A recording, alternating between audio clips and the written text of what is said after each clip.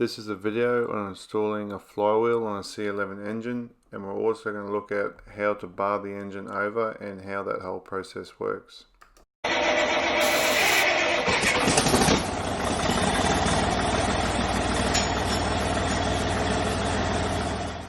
This is the flywheel for the engine. We're looking at the back side, and this little hole down here is where you time the engine. That's where your timing pin goes through and stops the engine in the position that is either TDC or BDC.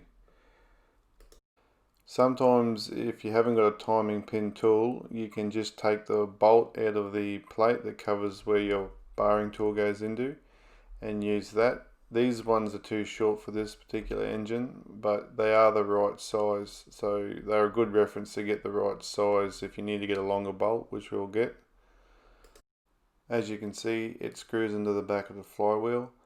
When the flywheel comes around, you'll feel the bolt push through into the hole, and then you can thread it in. Back on the flywheel housing, so that's the plate where your timing tool goes into, and this is where your timing pin or bolt goes into. You take the little plug off, and then you've got access to the flywheel. So that's where it comes through your flywheel housing and aligns into that timing hole of your flywheel. The bolt is a little bit smaller than the hole, but a timing tool usually fits quite snug into that. 16 by 2 mil threaded rod to use as a guide stud to help me lift the flywheel on. I like to put it at the top and wind it in a few threads. The flywheel only bolts on one way, so take note of that short hole, and you can see that there's a stain mark on the flywheel from where it sat last time. So now we know our position when we lift it on. The bolts require a high strength Loctite. I'm using 263. So put a bit of that on each bolt before you tighten them up. I just run them in with a rattle gun until they're snug, not super tight, and then each bolt gets done up to 300 Newton meters.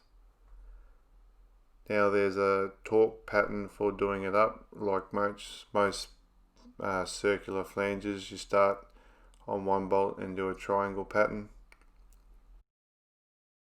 So I've torqued all these bolts up, and the way I did it was I started there and then I just did the triangle pattern.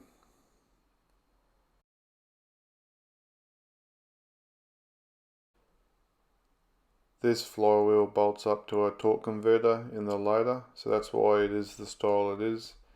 If it was in a truck or maybe a generator, it would have a different style flywheel.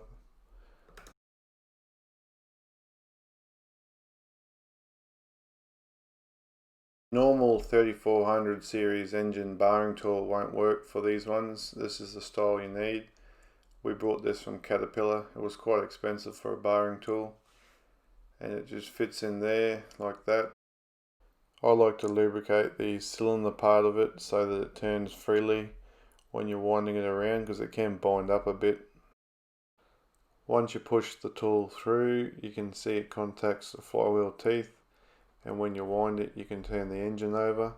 The flywheel has to rotate anti-clockwise, so you got to rotate it in a way that does that. The bolt's too short, as I mentioned, so I've got a longer bolt, same diameter and thread pitch, and feed that through, and when it drops in, as you're winding around, you'll feel it drop in. You can just wind it in a couple threads. So the way to know if you're at TDC or BDC with this engine, I've got the cover off, front cover, you can see the timing gears. If the mark on the cam is pointing down towards the idler gear, you know you're at TDC. If it was facing up, you would be at BDC. If you need a more in-depth video on timing an engine, check out my valve lash video on a C12 engine. It's the same principle. If you enjoyed this video, like and subscribe. And check out the other playlists, there's plenty of videos like this.